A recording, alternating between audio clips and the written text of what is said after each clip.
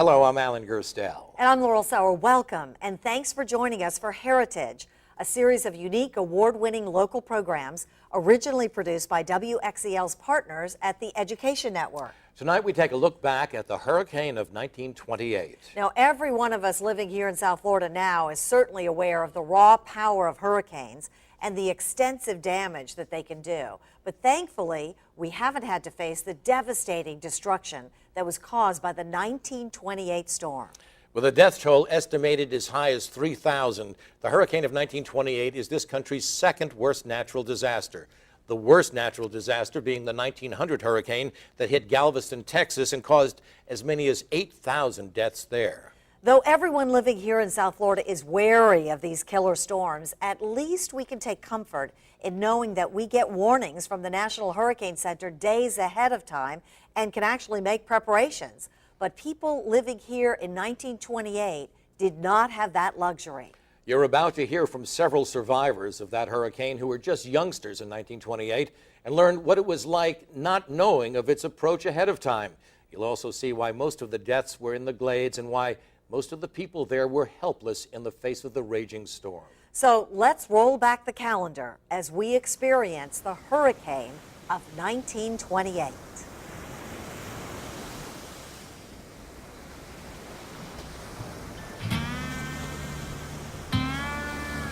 Monday, September 10th, 1928. The waters of the Atlantic gently rolled up on the shores of Palm Beach County. The ocean was peaceful. The winds were calm. There was no indication that a monster storm was brewing.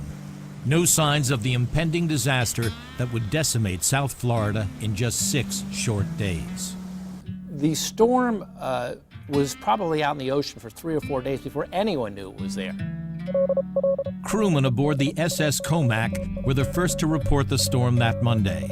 The fierce winds and rain, about 1,000 miles east of the island of Guadalupe. By then, it was probably already a very substantial hurricane. A powerful storm, yet a storm with no name. It wasn't until 25 years later, in 1953, that hurricanes were officially named. As it approached Guadalupe, the storm intensified into a killer Category 3 hurricane. Besides the Comac, other ships also radioed warnings ashore. Yet hundreds perished as the fierce hurricane tore through Guadalupe. The storm then intensified as it fed off the warm waters of the Caribbean. It took aim at Puerto Rico. It was devastating. Killed about 600 people, completely demolished most of the National Weather Service San Juan office. In fact, there was one correspondence where they said basically there was nothing left but the toilet. And because of that, they were limited as to how much information they could provide to the National Weather Service on the mainland. The storm packed winds that may have reached 160 miles per hour. It's impossible to know for certain. The weather instruments were destroyed by those fierce winds. West Palm Beach. We were warned that a terrific hurricane was approaching the East Coast, but as the city has heretofore escaped these terrible storms up to the present time, we did not take it too seriously. However, we took precautions to nail up garages and awnings. With the vital communication link from Puerto Rico severed, forecasters in South Florida lost the ability to determine the storm's precise track. The head of the National Weather Service in Miami said, this storm is not going to hit Florida. And he was still saying it 24 hours before the storm hit Florida. There were hurricane warnings out that we might get the storm as it was in the islands then, and that it was working this way but might shift. Saturday, the warning was out still and saying that it was still coming this way.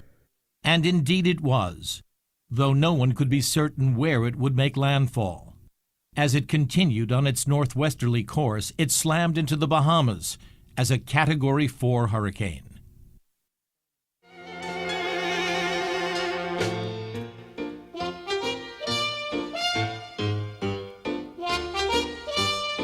West Palm Beach was still very much a baby in 1928. It had been incorporated only in 1894. There had been the huge boom of the tourist traffic to Palm Beach, to the island. but the city of West Palm Beach had exploded in growth and had become a major center for the real estate boom.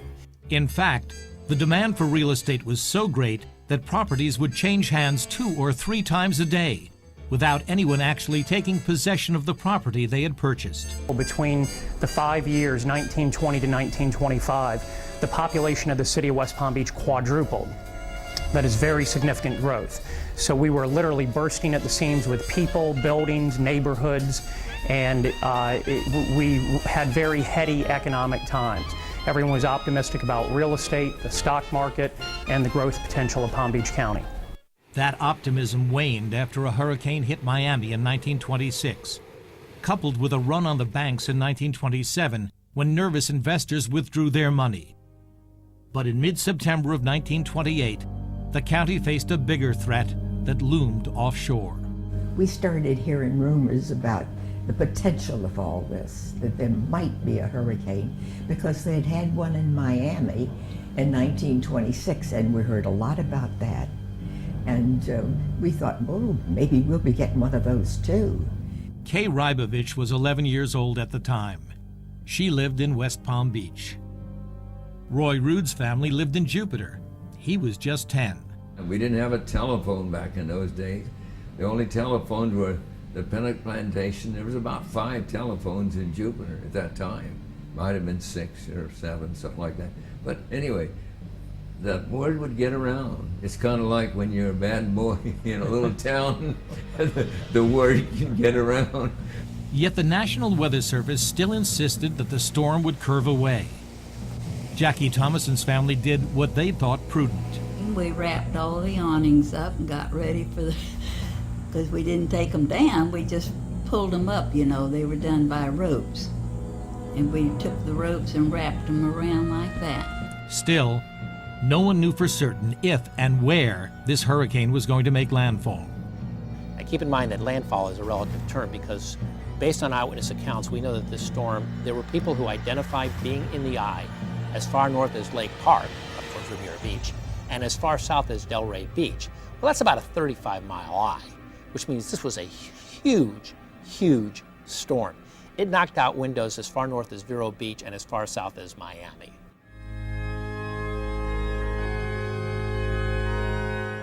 Sunday, September 16th, 1928.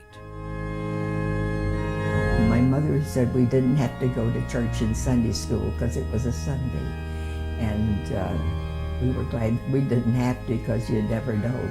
We used to have to walk a mile and a mile back. Well, by the time people Sunday morning, who had read in Saturday morning's paper that the storm was supposed to curve away, they picked it up Sunday morning and they said, no, it looks like it's coming here. Well, by then the wind was already starting to pick up. It was just kind of, you know, one of those Sundays that just weren't exactly right. And then in the early afternoon, it was getting funnier and funnier and breezier and breezier. And suddenly it started kind of whipping around, you know. Not super hard, but it was coming on.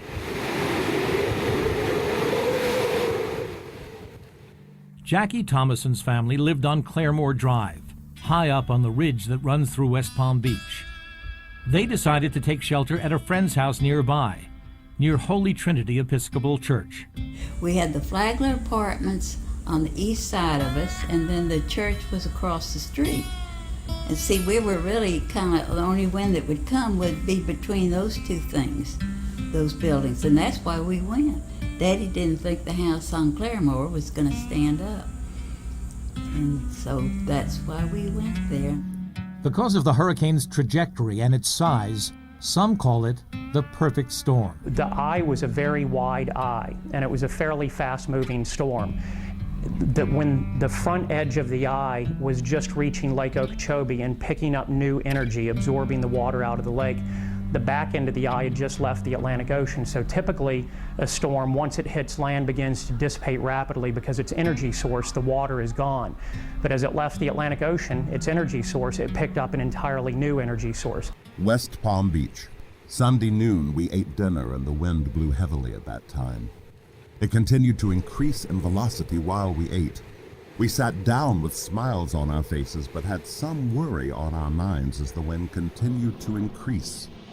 By 2:30, We were all mopping water as a very heavy rain accompanied the wind and continued all through the storm. The town of Jupiter was in the dangerous northeast quadrant as the storm made landfall. The winds ripped the roofing paper off Roy Rood's house. Everything got wet inside the house, and we got wet with it, of course. But, and of course, that wind blowing on the outside, the first hurricane we'd ever gone through, so it was probably one of the, as far as conditions and all in our mind, it was probably one of the worst hurricanes, although it wasn't the hardest hurricane. Hard enough, though, to threaten the Jupiter Lighthouse. The Jupiter Lighthouse reportedly at its top swayed 17 inches, which is pretty dramatic. And there's one report that the mortar between the bricks actually squeezed out like toothpaste. We had one box of our pictures in the garage next door, and as we stood there, we saw the garage go like it was a paper bag. It lifted it off a car that was in it and never scratched the car. Made the place where the garage stood look like it was a mere place to pile things. The whole garage going where, we don't know. Then we watched others go. Then cars would be rolling, telephone poles break in two and blow over. It was a sight to see.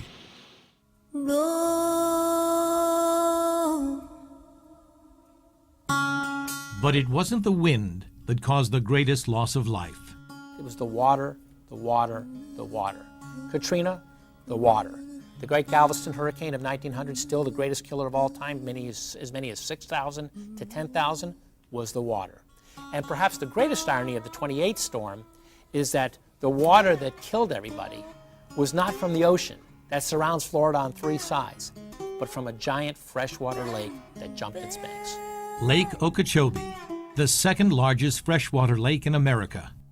The massive lake is far removed from the urban life of the coastal cities and the sophisticated wealth of Palm Beach. Along its banks, thousands of poor migrant workers harvested crops in the hot South Florida sun. The people that were living out there at the time, and the largest population out there, was African American black migrant farm workers. And I say African American black because some of them may have come from the Caribbean. In fact, some of them did come from the Caribbean. I know of survivors whose ancestors or elders have been living here and working in the migrant camps, but they were originally from the Bahamas or Jamaica or Haiti. They also came from cities along the coast, like Delray Beach and West Palm Beach. Entire families would trek to the glades for the harvest season to earn money to put food on the table back home. As Elliot Kleinberg writes in his book, Black Cloud, the towns around the lake were very isolated and very poor. And it was 1928. Racism wasn't just in place, it was the norm. It was the machine. Blacks were second-class citizens or invisible. And that, of course, plays a factor in the storm and in the recovery. Vera Farrington and Mary Alford are sisters. Their parents met working the fields in the glades. They say their mother left her family members living in a house in South Bay to ride out the storm with her husband and his family in Clewiston. Their house was not very well constructed. So around 3 o'clock, as I said before, that's when she last saw her father, mother, 4 brothers and sisters. It was near nightfall by the time the hurricane moved off the coast of Palm Beach County and inland, over Lake Okeechobee. First, the storm forced the water to the north end of the lake, and then the backside of the storm drove that water to the south. A simple way to kind of do an experiment or an analogy is if this was filled with water and you blow across the top, the water piles up on the other side of the cup. You're making a mini storm surge when you do that. Well, Lake Okeechobee is so shallow, it's like a saucer, and the wind for hours and hours was blowing across and piling it up on the southern side of the lake.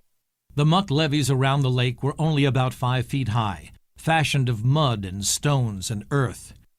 When the south levees crumbled, they unleashed torrents of water that flooded hundreds of square miles. The water started rising. It was very bad, and they didn't know what else to do. Then the men said, well, let's take the doors off. And so they took the doors off and put them up on the rafters, and they put the women on the doors, and I guess they got up there too. Their feet were dangling in water. They were sitting on the doors with their feet in the water. And they were very, very fearful because, of course, every living thing was trying to survive at that time. So there were wild animals, the water moccasins, the rattlesnakes, and any other animal that was trying to survive, coming up on that door to get up there with them. My aunt was pregnant at that time, and I think during this ordeal, she lost that baby. So it was really, they really had a hard time.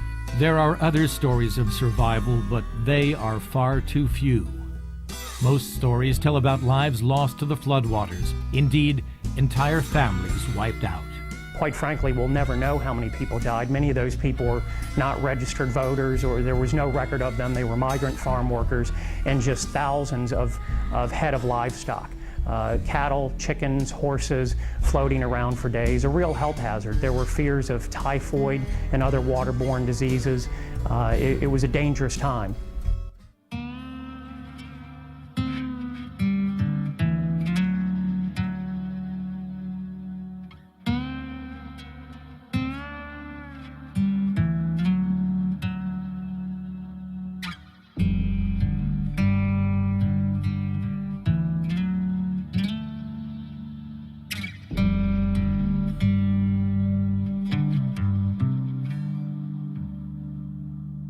The property damage, however, is a small matter compared to the death rate in the Everglades. It is now estimated between 1,500 and 2,000, with over 1,000 bodies already recovered. Conditions there are terrible, even worse than the war in France. You cannot imagine the awful tales of decayed bodies floating around there. The workers are being forced out there at the point of a gun, and all sorts of means are being used to keep epidemics from breaking out. The whole country, from 20 miles back of West Palm Beach to the lake, is submerged. Very respectfully, J.K. Williamson. It took several days for the water to recede before the survivors dared come down from the trees or rafters where they sought refuge. When it was safe, Vera and Mary's mother left Clewiston to check on their family members in South Bay, but found the house was gone. She said, I just can't believe I need to see somebody in my family. This is where the house was, but there's nobody here. I just want to see my brother. I just want to see somebody in my family. And there was a stream of water in which a body was floating down this stream of water. And my father, her husband of course, grabbed a stick and tried to snare this body, tried to bring it up, and he flipped the collar. He got the collar of the person's body, and his head turned over, and that's when she saw the face of her oldest brother, and then she passed out. Vera's mother never saw anyone or any evidence of any other family members that rode out the storm in South Bay. These migrant farm workers were such a tight-knit community that everyone in the family who was a migrant farm worker down here died. It was difficult to identify folks because the people that knew who these people were killed in the storm or didn't know them at all. By some accounts, the floodwater in the Glades remained waist-deep for as long as 5 days. But standing water, full of rotting vegetation, dead animals, and dead people, in the heat of the late summer in South Florida, you can imagine the urgency to get things back to normal. There were tremendous concerns about health, about dysentery, cholera, and all these things. They didn't have the antibiotics that they had now. And so the first order of business was a real rush to bury people. A West Palm Beach dentist made the trek to the Glades with chlorine to disinfect the drinking water. We got there at 3 in the morning, 40 miles from here. A little town of about 800 called Pahokee. It was the most pitiful sight I ever saw. They had been working all that day and had one pile of 40 dead Negroes in one place. Couldn't get to them with a car to haul them to town. You know it is so low out there that they can't bury anyone out there. I could write a volume on the horrors out there in that little town. The water they had been drinking wasn't fit for a hog. It just can't be told as it was. The whole thing is bad, but every day the reports get greater and greater. At present, the report is that there are at least 2,500 dead. Many bodies were fished from the water and placed on trucks to be driven to Port Mayaka or West Palm Beach for burial. But the task was overwhelming. Those that did not get the blessing to be carried to West Palm Beach for an in-ground burial were burnt in funeral pyres. They had funeral pyres in the western part of the county, according to one observation, that dotted the horizon. So there were lots and lots of debris being burnt, and the bodies of those killed during the storm were burned along with the debris. And local survivors were pressed into service. Blacks were drafted, commandeered, shanghaied into doing work from sunup to sundown, collecting bodies, cleaning up debris, trying to move away, trying to rebuild. They weren't paid, and there wasn't any choice. The area was nearly inaccessible, and with communications down, even the governor didn't learn of the catastrophe for 3 days. But when the extent of the crisis was known, the National Guard and the Red Cross were sent in.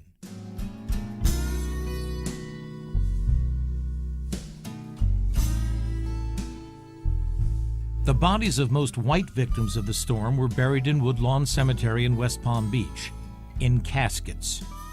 But as South Florida was fiercely segregated in 1928, black victims received far different treatment. 674 bodies were buried in a mass grave at Tamarind and 25th Street. But there was a mass grave in West Palm Beach, and not just any mass grave. A mass grave carrying almost 700 victims of the second greatest natural disaster in the history of the United States. And that mass grave stood unmarked for almost 6 decades. This was a weed field, and I remember in 97 feeling that it was a disgrace to have what was identified through Black oral history as a historic mass grave and cemetery looking like a weed field. So he followed in the footsteps of others who had tried in the past to get a memorial erected on the site to honor the unnamed black victims who are buried there. The effort finally bore fruit. The site was dedicated in 2002.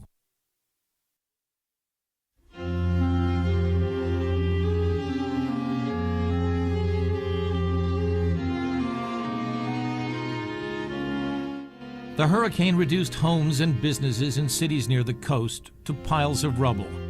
Some people lost everything. The county courthouse, one of the few buildings still standing in downtown West Palm Beach, had to be opened as a shelter for people made homeless by the storm. The rebuilding efforts began almost immediately, but the once booming local economy and the jobs that fed so many hungry families vanished in the aftermath of the storm. I would argue that it really never did recover, that before it could achieve a full recovery, the October 1929 stock market crash occurred, and we were officially, as a nation, in the Great Depression, and we never came out of it until after World War II. But among the devastation was a sign of hope from the Episcopal Church across the street. So I walked out, and the cross was right there at the door, the front door where we had pushed the piano up against, and it was up right against the door there. And so I went out and immediately picked it up. It was probably made of brass, I think, Bill told me. That it was, because it was so light, and it was gold. And it really was a cross. And I would say it was probably as tall as I was. But I picked it up, and it was very, very light. And I started carrying it across the street, and here comes Reverend Loudon. He came across the street, wanted to help. Oh, but let me help you carry that. He thought it was going to be heavy. So yeah. And I said, no. I said, I can almost carry it in one hand. So you all looked at that church, and I carried that cross. The storm is close enough that we can really keep an eye on our area and show you what's been going on as far as the active weather across our viewing area, and we have some strong cells that are pushing through the tree. The technology, of course, has changed radically since the hurricane of 1928. We now have satellite imagery and computers that can project the storm's path days before it makes landfall. And we can share that information in an instant on television or via the internet. But it takes more than mere warnings. The answer is education. And maybe, if anything else, that's the lesson of the 28 hurricane, because people weren't prepared. They didn't have the technology that they have now to anticipate what the storm could do. They didn't know what we know now. We know that now. We have that information, and for us to not take advantage of that is really a crime. Now, we certainly saw some amazing images in that program, Alan, and the first-hand accounts were riveting. I like to think that the hurricane of 1928 puts things into perspective, Laurel. And I hope we've learned that we can never be complacent when a hurricane is bearing down on South Florida. Thankfully, we are much better equipped today to deal with ferocious storms, but still we can't take anything for granted. Especially with all the experience with storms we've had here recently in South Florida. We hope you've enjoyed all the documentaries that we've presented here on Heritage. And we want you to know we'll be adding to this list of programs in the months ahead. For WXEL, I'm Laurel Sauer. And I'm Alan Gerstel. Thanks for joining us for Heritage. And if you have any comments or suggestions, feel free to email us at heritage@wxel.org.